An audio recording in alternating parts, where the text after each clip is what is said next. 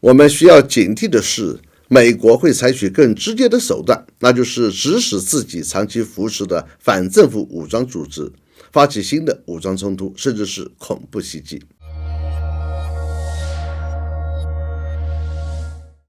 大家好，欢迎来到罗富强观察室。本期我们聊的话题是，在中国的主导下，中东局势快速走向缓和，这是美国的战争外交滑铁卢。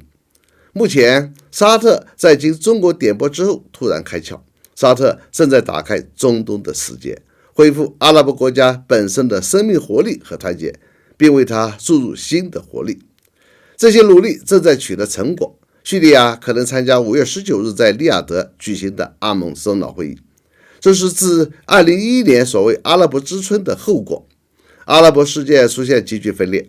叙利亚被暂停阿盟成员资格。前不久，沙特与伊朗在中国的主持下达成恢复两国外交关系的协议，以及两国互设大使馆，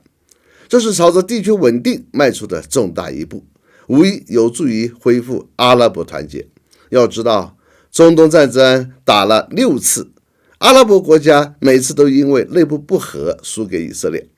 为了改变单一的经济结构，沙特王储提出了2030战略，重点实施雄心勃勃的经济多元化国内项目，减少过度依赖石油的开采和出口，这就必须有一个和平稳定的地区大环境作为保障。4月15日，海湾合作委员会成员国以及伊拉克、埃及和约旦的外长召开会议，一致同意中东国家必须发挥调停叙利亚内战的领导权，并呼吁叙利亚重返阿拉伯怀抱。4月17日，会议就叙利亚重返阿盟的可能性进行磋商，最终以文件的方式呼吁通过团结来维护叙利亚主权，并且还指出阿拉伯国家带头努力结束危机的重要性。4月18日，沙特外交大臣法罕亲王抵达大马士革，这是他自叙利亚内战爆发以来的首次正式出访。阿拉伯国家的和解一时激起千层浪，消息在中东以外地区引起广泛反响。一夜之间，号称世界火药桶的阿拉伯国家积极谋求和平掀起高潮。4月12日，叙利亚外交部长米克达德抵达吉达，展开自叙利亚内战爆发以来的首次工作访问，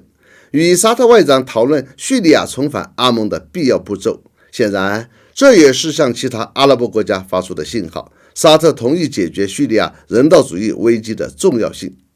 在经历了7年的激烈对抗之后，沙特和伊朗在北京达成具有里程碑意义的和解行动。在吉达举行的会议远非唯一值得注意的倡议。近日，在伊朗支持的胡塞武装与亲沙特联盟之间发生血腥内战的也门开始交换近千名战俘，双方宣布准备结束内战。中东地区阿拉伯国家的和好对于地区和平和世界和平的意义极为重大，但中国的和平目标不仅限于此。在伊沙和解后，中国又派遣特使访问以色列，继续和平斡旋。日前，中国外长分别与以色列和巴勒斯坦外长通话，劝和两国改善关系。两国表态积极，看来希望较大。现在，以色列看来也似乎开始打算改善与阿拉伯国家的关系了。以色列总理内塔尼亚胡公开表示，希望与沙特关系正常化。如果最终成真，这将给阿以冲突的结束带来巨大的飞跃。中东地区的和平大趋势，美国还能阻挠吗？很难了，因为这时候美国任何直接和间接的，甚至是含蓄的破坏和平举动，都会被任何国家立即识破，引发大范围的反感。在中国的主导下，中东局势快速走向和解，这是美国的战争外交滑铁卢。